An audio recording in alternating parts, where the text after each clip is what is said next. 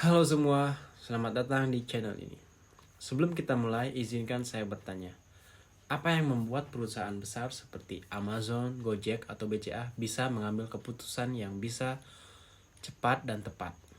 Sementara perusahaan lain sering gagal beradaptasi. Jawabannya bukan sekadar modal besar.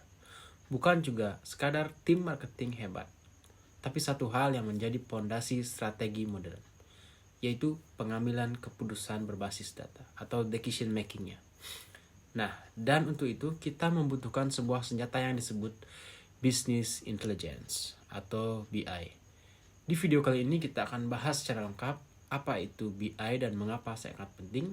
Kedua, urgensi aplikasi BI di perusahaan modern. Perbandingan dua aplikasi BI populer yaitu Power BI dari Microsoft dan Tableau. Langkah-langkah penggunaan keduanya, dan yang terakhir, plus insight menarik dan contoh nyata di dunia bisnis. Saya jamin setelah menonton sampai akhir, Anda akan punya gambaran jelas bagaimana BI bisa menjadi kunci keunggulan kompetitif perusahaan. Mari kita mulai. Mari kita mulai dari dasar. Apa itu Business Intelligence?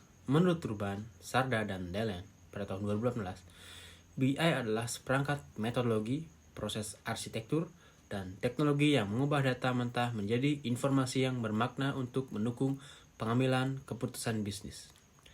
Definisi ini diperkuat oleh Gartner pada tahun 2022 yang mengatakan BI mencakup pengambilan data dari berbagai sumber, penyimpanan dan pengolahan data melalui data warehouse, analisis menggunakan alat seperti Power BI, Tableau, atau Qlik, penyajian data dalam bentuk visual seperti dashboard dan laporan interaktif. Komponen BI yang harus diketahui yaitu pertama, data source. Bisa dari ERP, CRM, transaksi online, bahkan media sosial. Yang kedua, ETL process, yaitu extract, transfer, load, agar data siap dipakai.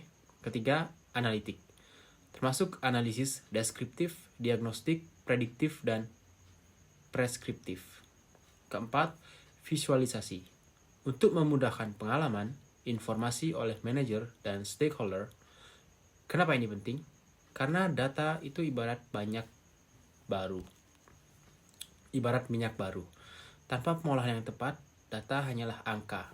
Dengan BI, data menjadi insight yang bernilai. Nah, kalau begitu, apa yang membuat BI menjadi sebuah kebutuhan mendesak di perusahaan? Oke, kita lanjut.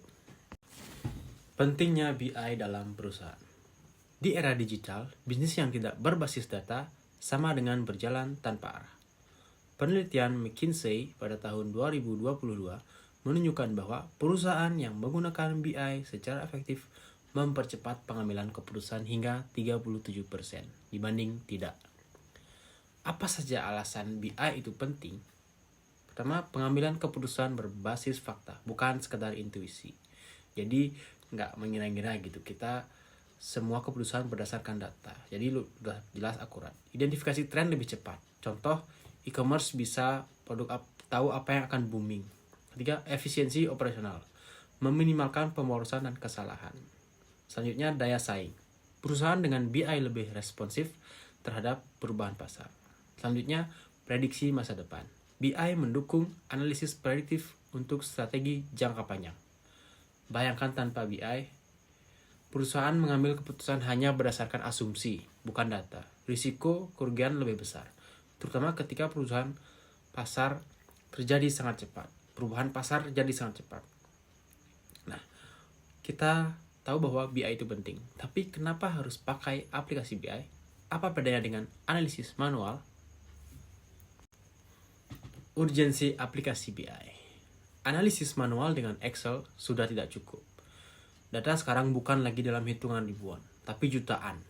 Ya, atau bisa dibilang zaman big data. Bahkan miliaran baris. Tanpa alat yang tepat, analisis data akan memakan waktu yang lama, rentan kesalahan, tidak interaktif. Aplikasi BI hadir untuk memecahkan masalah ini. Menurut Forrester, tahun 2023, implementasi aplikasi BI bisa meningkatkan efisiensi analisis hingga 45%. Kenapa? Karena aplikasi BI mengotomatisasi analisis, tidak perlu rumus manual. Menghadirkan visualisasi interaktif, dashboard mudah dipahami oleh manajemen karena menampilkan visual-visual yang mudah dipahami. Terus mendukung integrasi data multi-platform seperti ERP, CRM, cloud, dan API. Selanjutnya memfasilitasi kolaborasi tim, laporan bisa dibagikan real time. Contoh, bayangkan Anda manajer pemasaran di Gojek. Tanpa BI, Anda butuh berhari-hari untuk tahu layanan mana yang paling laris.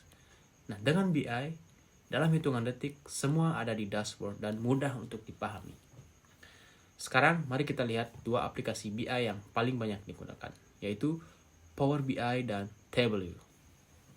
Dua nama besar dalam dunia BI adalah Power BI dan Microsoft, itu integrasi kuat dengan Excel dan Azure, cocok untuk bisnis kecil hingga menengah. Yang kedua adalah Tableau atau Salesforce, unggul di visualisasi, fleksibel untuk big data, cocok untuk perusahaan besar. Nah, contoh studi kasus nyata. Gojek menggunakan BI untuk mengelola jutaan transaksi dan mempersonalisasi promosi pelanggan. Di BCA mengimplementasikan BI untuk mendeteksi potensi fraud dan mengembangkan produk keuangan berbasis analitik. Sekarang kita masuk ke bagian yang sering jadi pertanyaan. Mana yang lebih baik? Power BI atau Tableau? Menurut Gartner pada tahun 2022, keduanya sama-sama memimpin pasar BI. Tapi ada perbedaan signifikan, yaitu dari sisi integrasi, Power BI lebih unggul di ekosistem Microsoft. Tableau lebih fleksibel dengan banyak database. Dari sisi visualisasi, Tableau lebih advance dan customizable. Dari sisi harga, Power BI jauh lebih murah. Tableau mahal tetapi powerful. Worth it lah kalau diistilahkan zaman sekarang. Dari sisi skalabilitas, Tableau cocok untuk big data. Power BI optimal untuk dataset menengah. Dari sisi kemudahan, Power BI lebih ramah untuk pemula. Tableau lebih teknis.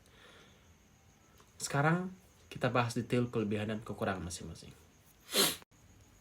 Power BI, harga terjangkau, integrasi dengan Microsoft, kustomisasi visual terbatas. Nah, kalau Tableau, visualisasi canggih, storytelling data yang kuat, harga tinggi, butuh pelatihan khusus. Nah, kalau ingin mencoba keduanya, bagaimana cara kita menggunakannya? Yuk kita bahas langkah-langkahnya. Langkah-langkah menggunakan Power BI. Pertama, install Power BI di desktop. Kedua, hubungkan ke sumber data seperti Excel, SQL, atau API. Kemudian bersihkan data dengan Power Query. Kemudian buat visualisasi interaktif. Dan kelima, susun dashboard sesuai kebutuhan. Keenam, publikasi ke Power BI Service. Tips, gunakan DAX untuk kalkulasi lanjutan dan buat filter dinamis untuk analisis yang lebih mendalam. Sekarang, bagaimana dengan Tableau?